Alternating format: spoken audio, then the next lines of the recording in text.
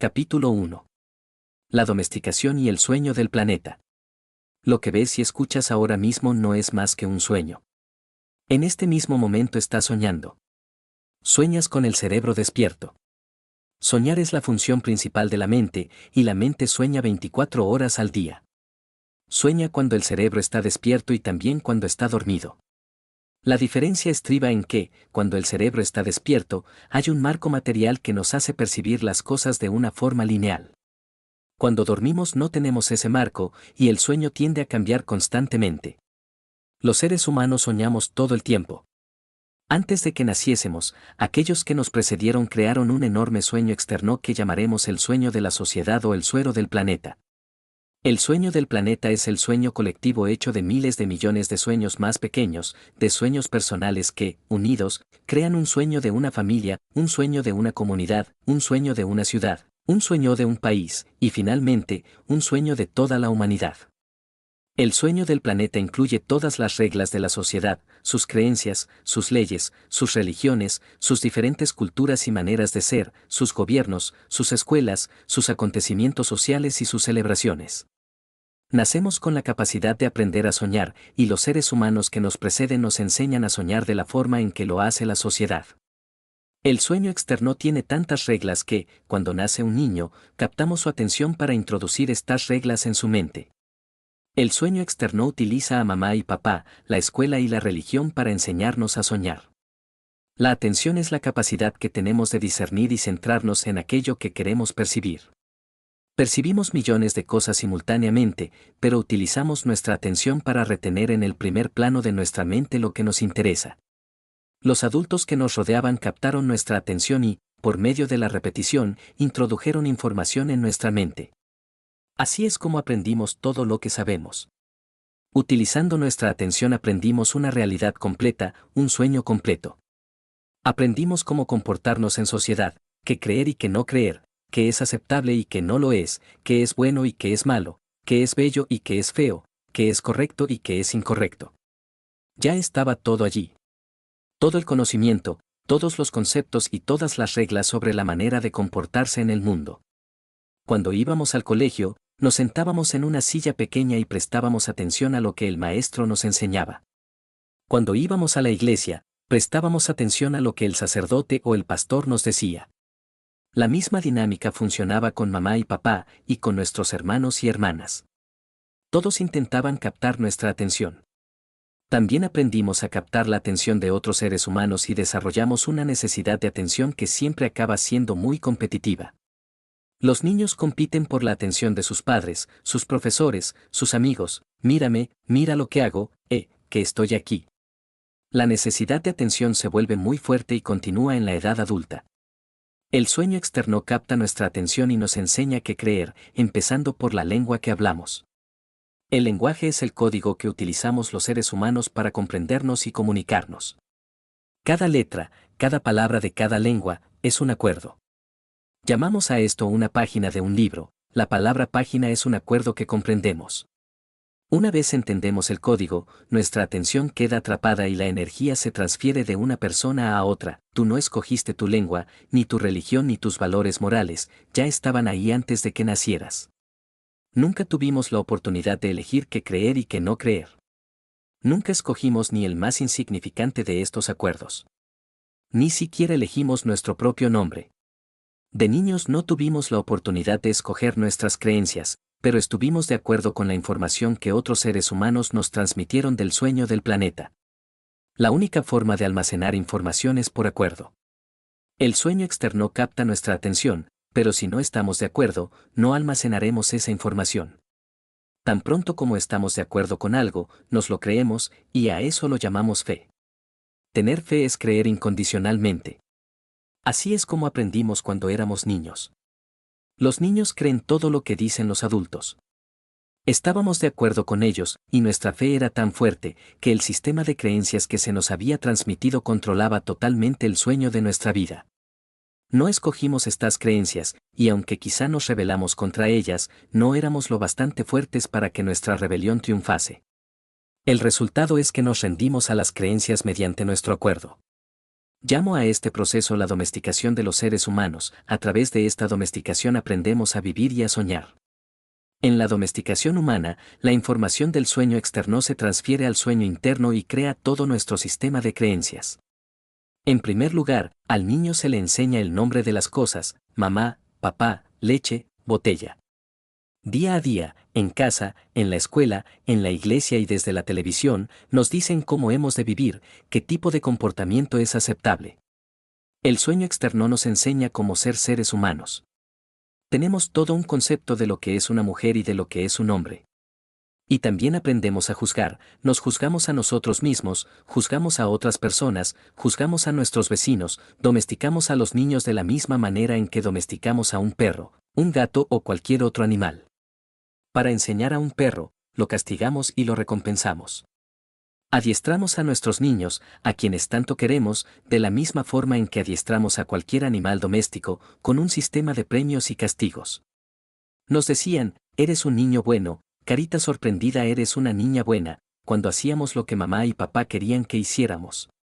Cuando no lo hacíamos, éramos una niña mala o un niño malo.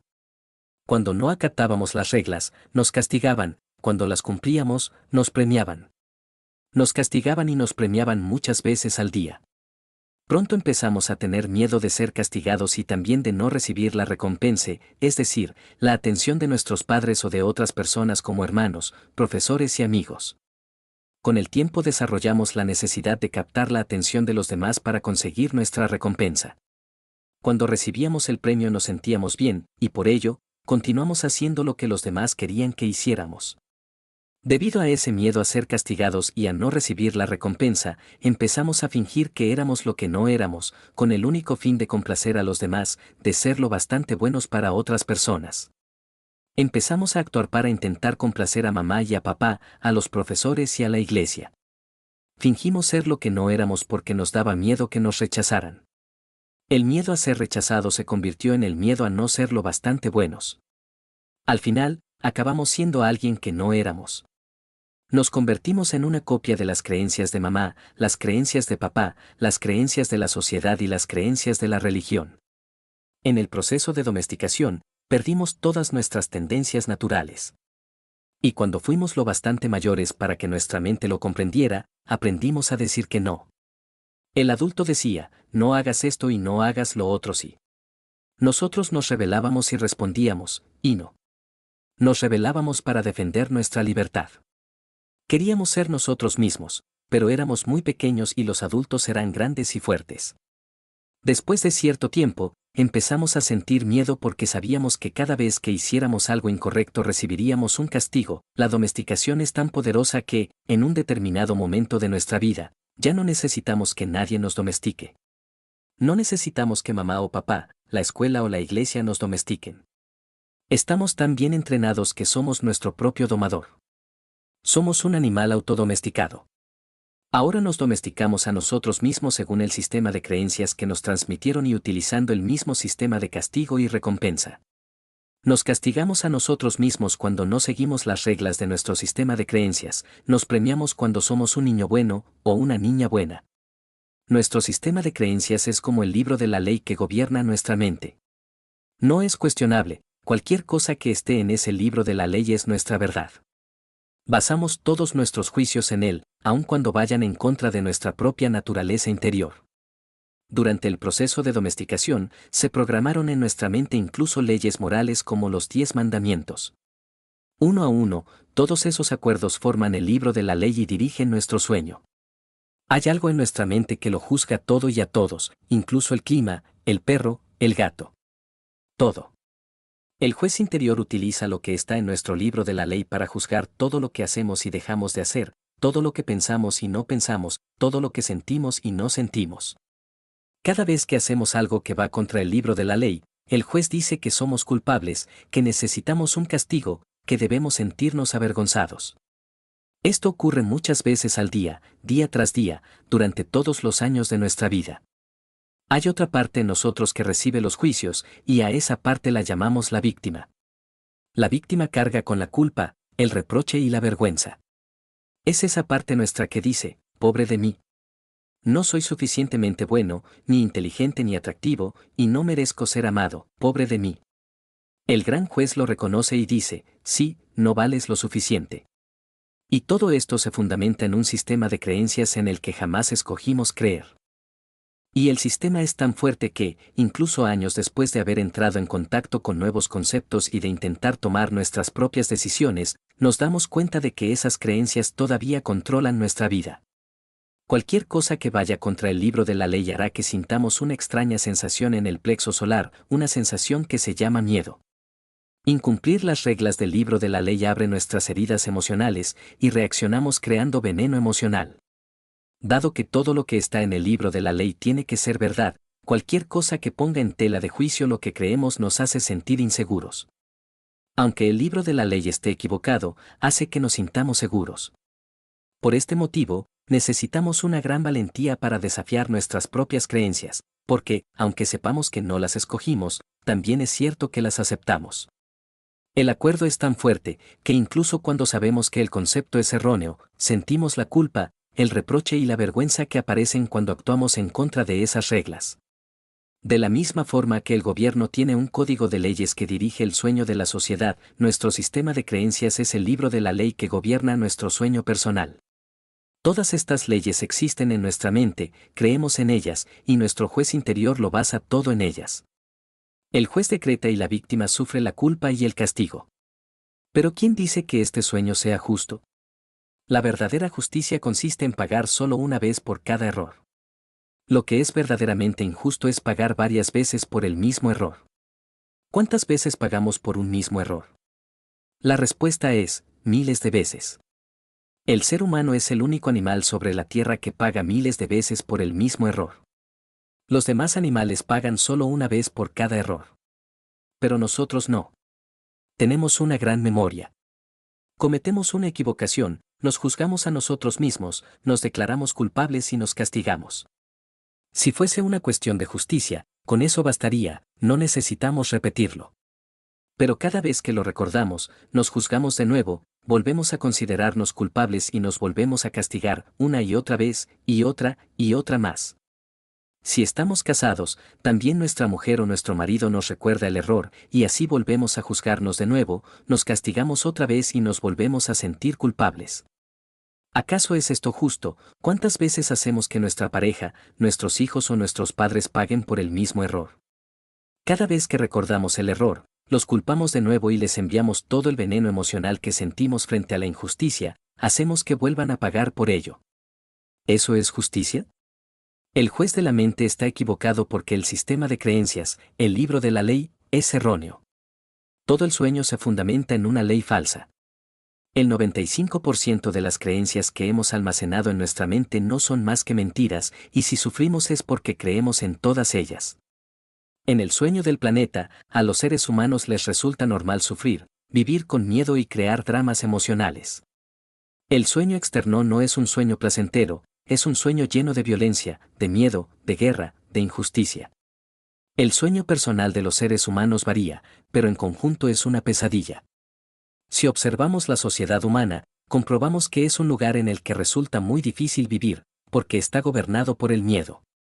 En el mundo entero, vemos sufrimiento, cólera, venganza, adicciones, violencia en las calles y una tremenda injusticia. Esto existe en diferentes niveles en los distintos países del mundo, pero el miedo controla el sueño externo. Si comparamos el sueño de la sociedad humana con la descripción del infierno que las distintas religiones de todo el mundo han divulgado, descubrimos que son exactamente iguales. Las religiones dicen que el infierno es un lugar de castigo, de miedo, de dolor y de sufrimiento, un lugar donde el fuego te quema. Cada vez que sentimos emociones como la cólera, los celos, la envidia o el odio, experimentamos un fuego que arde en nuestro interior. Vivimos en el sueño del infierno. Si consideramos que el infierno es un estado de ánimo, entonces nos rodea por todas partes. Tal vez otras personas nos adviertan que si no hacemos lo que ellas dicen que deberíamos hacer, iremos al infierno. Pero ya estamos en el infierno, incluso la gente que nos dice eso. Ningún ser humano puede condenar a otro al infierno, porque ya estamos en él. Es cierto que los demás pueden llevarnos a un infierno todavía más profundo, pero únicamente si nosotros se lo permitimos. Cada ser humano, hombre o mujer, tiene su sueño personal, que, al igual que ocurre con el sueño de la sociedad, a menudo está dirigido por el miedo. Aprendemos a soñar el infierno en nuestra propia vida, en nuestro sueño personal. El mismo miedo se manifiesta de distintas maneras en cada persona, por supuesto, pero todos sentimos cólera, celos, odio, envidia y otras emociones negativas. Nuestro sueño personal también puede convertirse en una pesadilla permanente en la que sufrimos y vivimos en un estado de miedo constante. Sin embargo, no es necesario que nuestro sueño sea una pesadilla. Podemos disfrutar de un sueño agradable. Toda la humanidad busca la verdad, la justicia y la belleza. Estamos inmersos en una búsqueda eterna de la verdad porque solo creemos en las mentiras que hemos almacenado en nuestra mente. Buscamos la justicia porque en el sistema de creencias que tenemos no existe. Buscamos la belleza porque, por muy bella que sea una persona, no creemos que lo sea. Seguimos buscando y buscando cuando todo está ya en nosotros. No hay ninguna verdad que encontrar. Donde quiera que miremos, todo lo que vemos es la verdad, pero debido a los acuerdos y las creencias que hemos almacenado en nuestra mente, no tenemos ojos para verla. No vemos la verdad porque estamos ciegos. Lo que nos ciega son todas esas falsas creencias que tenemos en la mente. Necesitamos sentir que tenemos razón y que los demás están equivocados. Confiamos en lo que creemos, y nuestras creencias nos invitan a sufrir. Es como si viviésemos en medio de una bruma que nos impide ver más allá de nuestras propias narices. Vivimos en una bruma que ni tan siquiera es real. Es un sueño, nuestro sueño personal de la vida, lo que creemos, todos los conceptos que tenemos sobre lo que somos, todos los acuerdos a los que hemos llegado con los demás, con nosotros mismos e incluso con Dios. Toda nuestra mente es una bruma que los toltecas llamaron mitote. Nuestra mente es un sueño en el que miles de personas hablan a la vez y nadie comprende a nadie. Esta es la condición de la mente humana, un gran mitote, y así es imposible ver lo que realmente somos. En la India lo llaman Maya, que significa ilusión. Es nuestro concepto de yo soy. Todo lo que creemos sobre nosotros mismos y el mundo, todos los conceptos y programas que tenemos en la mente, todo eso es el mitote. Nos resulta imposible ver quiénes somos verdaderamente, nos resulta imposible ver que no somos libres. Esta es la razón por la cual los seres humanos nos resistimos a la vida. Estar vivos es nuestro mayor miedo. No es la muerte, nuestro mayor miedo es arriesgarnos a vivir, correr el riesgo de estar vivos y de expresar lo que realmente somos. Hemos aprendido a vivir intentando satisfacer las exigencias de otras personas. Hemos aprendido a vivir según los puntos de vista de los demás por miedo a no ser aceptados y de no ser lo suficientemente buenos para otras personas. Durante el proceso de domesticación, nos formamos una imagen mental de la perfección con el fin de tratar de ser lo suficientemente buenos. Creamos una imagen de cómo deberíamos ser para que los demás nos aceptaran. Intentamos complacer especialmente a las personas que nos aman, como papá y mamá, nuestros hermanos y hermanas mayores, los sacerdotes y los profesores. Al tratar de ser lo suficientemente buenos para ellos, creamos una imagen de perfección, pero no encajamos en ella. Creamos esa imagen, pero no es una imagen real. Bajo ese punto de vista, nunca seremos perfectos, nunca. Como no somos perfectos, nos rechazamos a nosotros mismos. El grado de rechazo depende de lo efectivos que hayan sido los adultos para romper nuestra integridad. Tras la domesticación, ya no se trata de que seamos lo suficientemente buenos para los demás. No somos lo bastante buenos para nosotros mismos porque no encajamos en nuestra propia imagen de perfección. Nos resulta imposible perdonarnos por no ser lo que desearíamos ser, o mejor dicho, por no ser quien creemos que deberíamos ser. No podemos perdonarnos por no ser perfectos. Sabemos que no somos lo que creemos que deberíamos ser, de modo que nos sentimos falsos, frustrados y deshonestos. Intentamos ocultarnos y fingimos ser lo que no somos. El resultado es un sentimiento de falta de autenticidad y una necesidad de utilizar máscaras sociales para evitar que los demás se den cuenta. Nos da mucho miedo que alguien descubra que no somos lo que pretendemos ser. También juzgamos a los demás según nuestra propia imagen de la perfección y naturalmente no alcanzan nuestras expectativas. Nos deshonramos a nosotros mismos solo para complacer a otras personas. Incluso llegamos a dañar nuestro cuerpo para que los demás nos acepten. Vemos a adolescentes que se drogan con el único fin de no ser rechazados por otros adolescentes. No son conscientes de que el problema estriba en que no se aceptan a sí mismos. Se rechazan porque no son lo que pretenden ser. Desean ser de una manera determinada, pero no lo son, y esto hace que se sientan culpables y avergonzados. Los seres humanos nos castigamos a nosotros mismos sin cesar por no ser como creemos que deberíamos ser. Nos maltratamos a nosotros mismos y utilizamos a otras personas para que nos maltraten. Pero nadie nos maltrata más que nosotros mismos. El juez, la víctima y el sistema de creencias son los que nos llevan a hacerlo. Es cierto que algunas personas dicen que su marido o su mujer, su madre o su padre las maltrató, pero sabemos que nosotros nos maltratamos todavía más. Nuestra manera de juzgarnos es la peor que existe. Si cometemos un error delante de los demás, intentamos negarlo y taparlo, pero tan pronto como estamos solos, el juez se vuelve tan tenaz y el reproche es tan fuerte, que nos sentimos realmente estúpidos, inútiles o indignos. Nadie, en toda tu vida, te ha maltratado más que tú mismo. El límite del maltrato que tolerarás de otra persona es exactamente el mismo al que te sometes tú. Si alguien llega a maltratarte un poco más, lo más probable es que te alejes de esa persona. Sin embargo, si alguien te maltrata un poco menos de lo que sueles maltratarte tú, seguramente continuarás con esa relación y la tolerarás siempre. Si te castigas de forma exagerada, es posible que incluso llegues a tolerar a alguien que te agrede físicamente, te humilla y te trata como si fueras basura. ¿Por qué?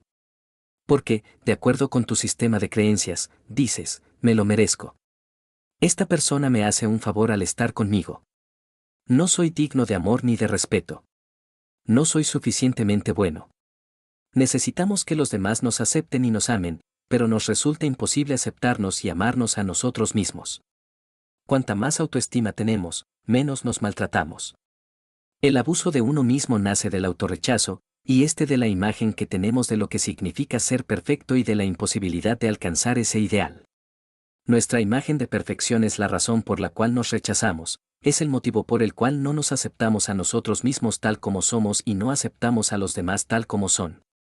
El preludio de un nuevo sueño: has establecido millares de acuerdos contigo mismo, con otras personas, con el sueño que es tu vida, con Dios, con la sociedad, con tus padres, con tu pareja, con tus hijos. Pero los acuerdos más importantes son los que has hecho contigo mismo. En esos acuerdos te has dicho quién eres, qué sientes, qué crees y cómo debes comportarte. El resultado es lo que llamas tu personalidad. En esos acuerdos dices, esto es lo que soy. Esto es lo que creo. Soy capaz de hacer ciertas cosas y hay otras que no puedo hacer. Esto es real y lo otro es fantasía, esto es posible y aquello es imposible. Un solo acuerdo no sería un gran problema, pero tenemos muchos acuerdos que nos hacen sufrir, que nos hacen fracasar en la vida. Si quieres vivir con alegría y satisfacción, debes hallar la valentía necesaria para romper esos acuerdos que se basan en el miedo y reclamar tu poder personal.